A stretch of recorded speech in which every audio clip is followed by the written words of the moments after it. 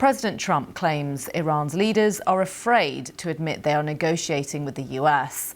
The Iranian foreign minister told state media that the fact Mr. Trump was even talking about negotiations and no longer demanding unconditional surrender was an admission of defeat. Abbas Araghchi said Iran wanted the war to end on its terms and has countered the US proposal with its own 5-point proposal.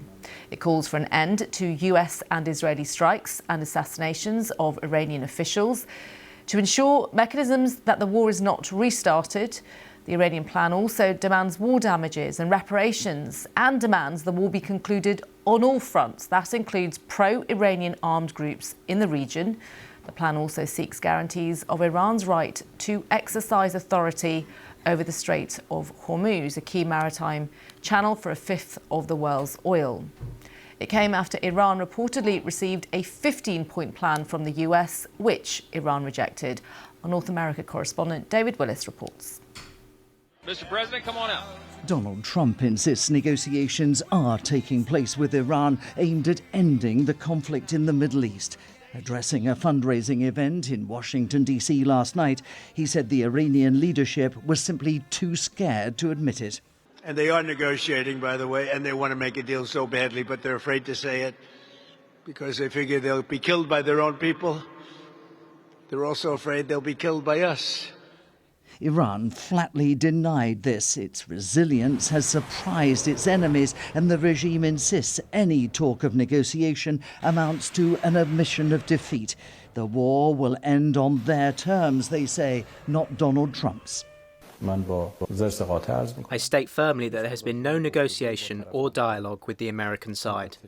However, in recent days, the American side has begun sending various messages through different intermediaries. Messages being conveyed through our friendly countries, and us responding by stating our positions or issuing the necessary warnings is not called negotiation or dialogue.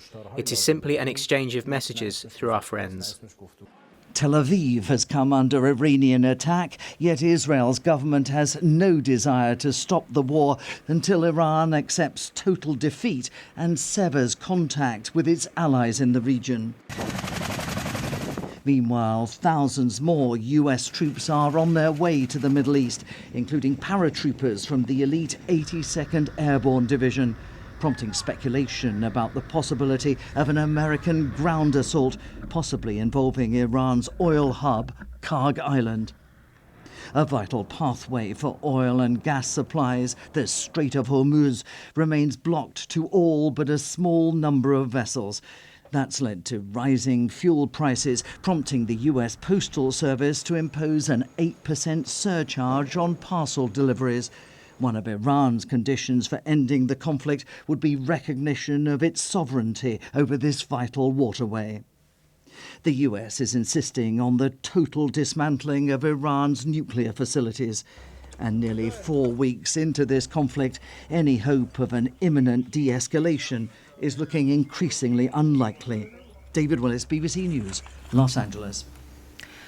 Well, US-Israeli strikes on Iran and Israeli strikes on Lebanon are continuing. Iran is striking back as well. 2 people have been killed by falling debris from an intercepted missile in Abu Dhabi in the UAE. These are pictures we're showing you from Kafr Qasem in central Israel. The city sustained extensive property damage following a missile attack there overnight. Tel Aviv also came under attack. Let's get more now and head to Jerusalem, talk to our correspondent James Waterhouse.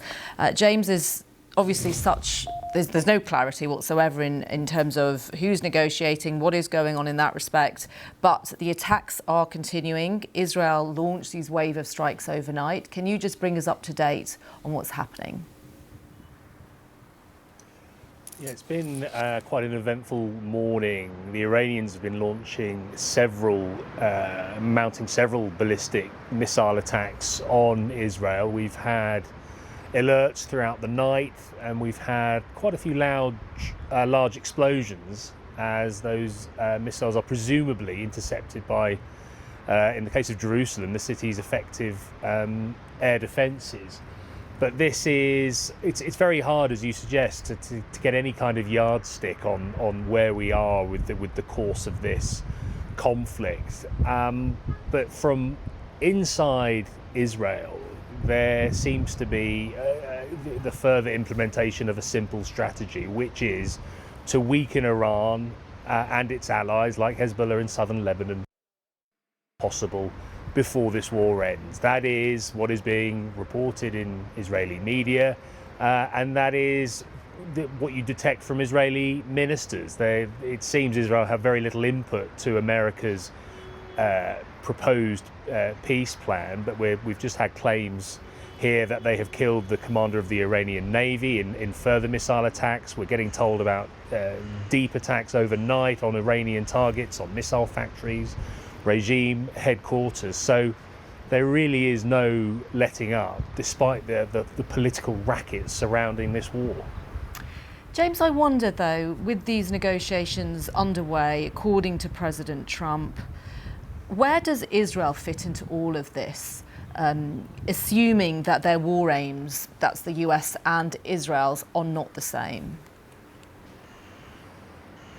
Well, if you're Israel and you would like any kind of ceasefire agreement to, in the words of one minister, see it have no nukes, no capability to make nuclear weapons, to hamper its ability to manufacture missiles, to reduce its influence in the region, and to support its proxy forces. If there was a ceasefire agreement which reflected that, then you think Israel would be happy. As for these, for the suggestion of negotiations, it's not clear to what extent Israel is involved. It has to follow America's lead with the prosecution of this war. But within the confines of that, I think we are seeing, we've talked about the further strikes in Iran. We're really seeing Israel extend its ground operations in southern Lebanon, targeting more and more settlements there, making more and more ground incursions. So to what extent it's having input onto what would be acceptable grounds for this war to pause, that is not clear. But it's clearly wanting to strengthen its position and influence across the Middle East as much as possible. And it really is doing that certainly over the past few weeks. Thanks so much, James. James Waterhouse, our correspondent there in Jerusalem.